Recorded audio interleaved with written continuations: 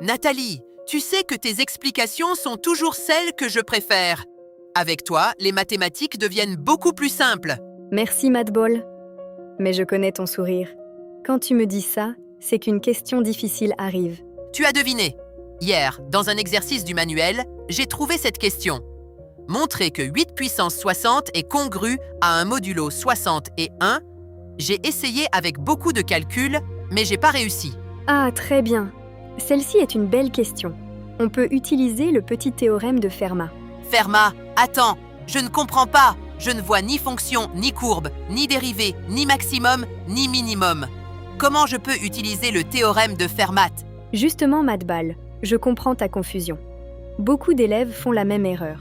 Ils connaissent un seul théorème de Fermat, celui de l'analyse, mais il existe aussi un autre résultat en arithmétique. Moi, je connais le théorème de Fermat en analyse. Il dit que si une fonction dérivable admet un extrémum local en un réel A, alors la dérivée en A est nulle.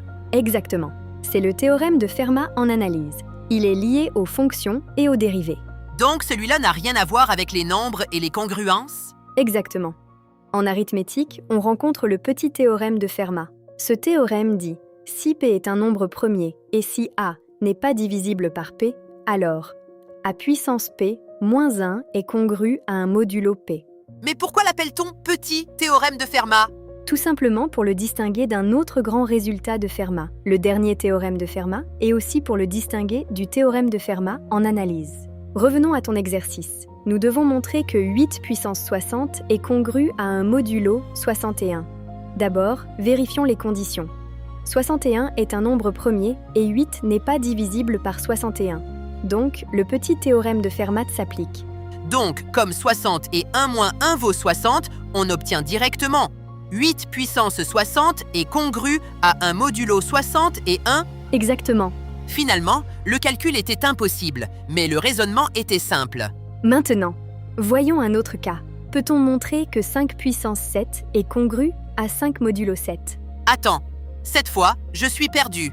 Le petit théorème de Fermat donne un résultat avec un modulo 7, pas avec 5. Très bonne remarque. Mais faites attention, Madball. Il y a un point très important. Nous ne sommes pas en train de faire une suite de simples implications. À chaque étape, nous obtenons une proposition équivalente à la précédente. En effet, 5 puissance 7 est congru à 5 modulo 7 équivaut 5 puissance 7 moins 5 est congru à 0 modulo 7, équivaut à écrire 5 facteurs de 5 puissance 6 moins 1 est congru à 0 modulo 7. Et comme 5 et 7 sont premiers entre eux, nous pouvons simplifier par 5.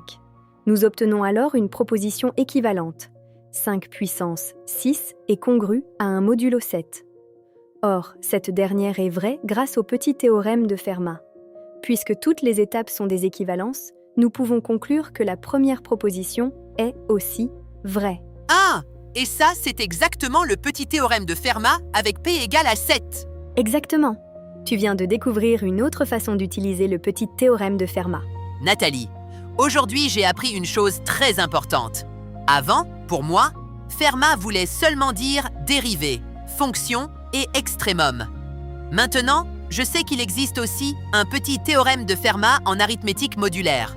Alors maintenant, quand j'entends Fermat, je dois d'abord regarder le contexte. Vous, chers amis et spectateurs, si cet épisode vous a plu, n'oubliez pas de liker, partager et vous abonner à notre chaîne YouTube Madball les maths autrement et à notre compte TikTok Madball. À bientôt pour une nouvelle aventure mathématique.